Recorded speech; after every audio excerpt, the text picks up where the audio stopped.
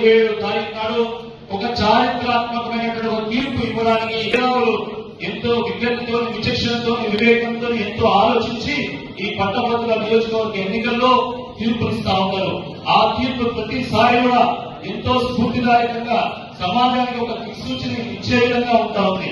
మీరు గత పరంపర చూడండి, పార్టీలు ఏమైనా కావచ్చు, ఒక చుక్కా రామయ్య గారు, ఒక ప్రొఫెసర్ నాగేశ్వర గారు, ఎల్ఎస్ రాజు గారు, డాక్టర్ నాగేశ్వరరావు గారు, రామచంద్రరావు గారు, లేదా కపిలవాయి దిలీప్ కుమార్ గారు, డాక్టర్ పల్లా మహేశ్వరి గారు, పార్టీలు ఏవైనా పట్టభద్రులు ప్రతిసారి మంచి మిషనరీస్ ని, థింకర్స్ ని, ఇంటలెక్చువల్స్ ని సమాజంలో ఒక సంక్షోభం ఏర్పడ్డప్పుడు ఆ సమాజానికి దారి చూపగలిగే సత్తా ఉన్నటువంటి వాళ్ళు, ప్రజలకు ఆదర్శంగా నిలబడేటువంటి వాళ్ళు, సమాజానికి ఉదాహరణగా నిలిచినటువంటి వాళ్ళను మాత్రమే పట్టభద్రులు ఎన్నుకుంటున్నారు.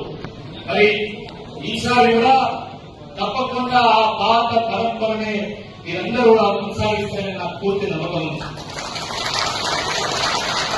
ఎందుకంటే మండలి ఏంటి, అది పెద్దల సభ. పెద్దల సభకు మేధావులను విద్యావంతులను పంపుతారు తప్ప మాయగాలను మోసగాలను అస్సలు పంపడాగా పంపారు. పెద్దల సభ యొక్క పెద్దరికాన్ని కాపాడేవాళ్ళని పంపుతారు తప్ప ఆ పెద్దల సభ యొక్క గౌరవాన్ని తగ్గించే వాళ్ళని అస్సలు పంపరుగాక పంపరు. పెద్దల సభలో బూతులు మాట్లాడి పెద్దల సభను బూతుల సభగా మార్చేటువంటి వాళ్ళు పంపరుగాక పంపరు. తప్పకుండా పెద్దల సభలో విషయ పరిజ్ఞానంతో, విజ్ఞతతో, వివేకంతో వారి తరాల నుంచి ఆలోచించి మాట్లాడేటువంటి వాళ్ళు, వాళ్ళని వినిపించే వాళ్ళు మాత్రమే పంపుతారని చెప్పి ఈ సందర్భాన్ని గుర్తు చేస్తున్నారు. మిత్రులారా, ఈ రాష్ట్రంలో ఏ సందర్భంలో కాంగ్రెస్ పార్టీ ప్రభుత్వం వచ్చిందో మీ అందరికీ తెలుసు.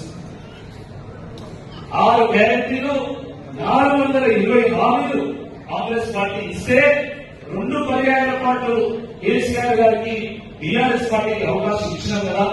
సరే, మీరు అంతకంటే ఎక్కువ చేస్తామని చెప్తున్నారు కదా, వీళ్ళకి ఒక్కసారి అవకాశం ఇద్దామని కాంగ్రెస్ పార్టీకి అవకాశం ఇచ్చారు.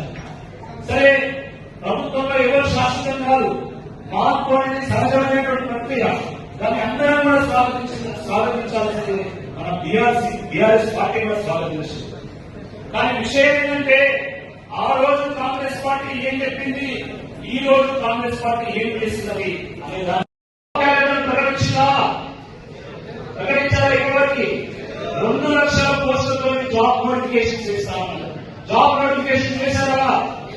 4,000 రూపాయల నిరుద్యోగ వృత్తి ఇస్తామన్నారు. ఇప్పటివరకు ఇచ్చిందా?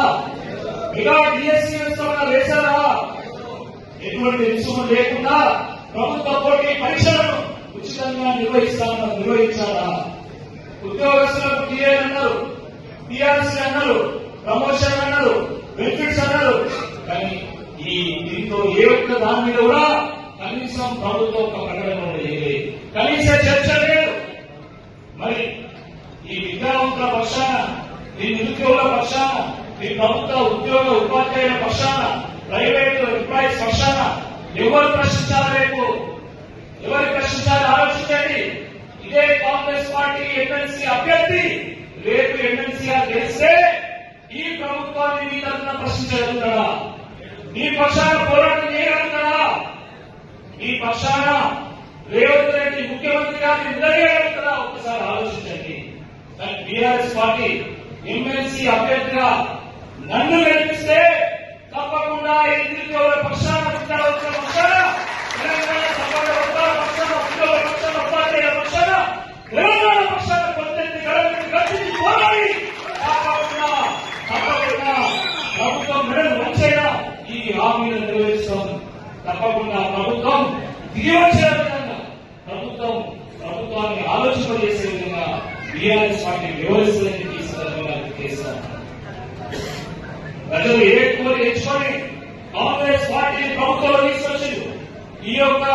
ఈ ఎన్నికల్లో కాంగ్రెస్ పార్టీ ఎమ్మెల్సీ అభ్యర్థి ఓడిపోయినా ఈ ప్రభుత్వానికి వచ్చేటువంటి ఉపయోగం లేదు.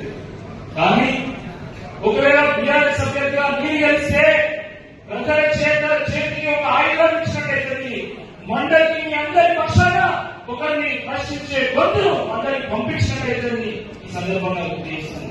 కాబట్టి ఆలోచించండి. నేనేమి అధికారం కోసం పోరాడడం లేదు, కాంగ్రెస్ పార్టీ అధికారంలో కాదని ఉండలేదు.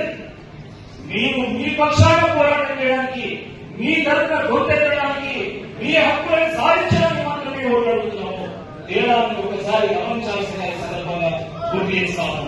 మీ ఓటు మాది పోరాటం, మీ ఓటు మాది పోరాటం, మీ ఓటు మాది పరిష్కారం.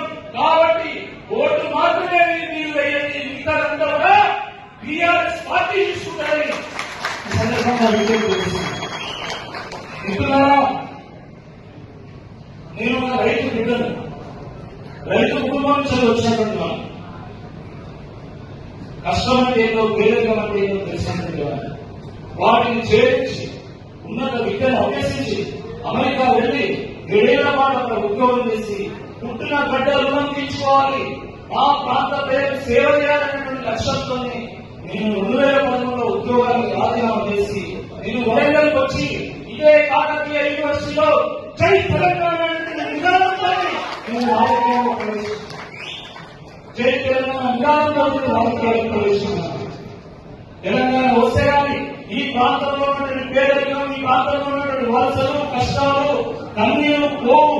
కాబట్టి తెలంగాణ రావాలని కోరుకున్నటువంటి వాళ్ళు మీ అందరూ నేను కూడా ఉత్తరమైన సందర్భంగా గుర్తిస్తాను.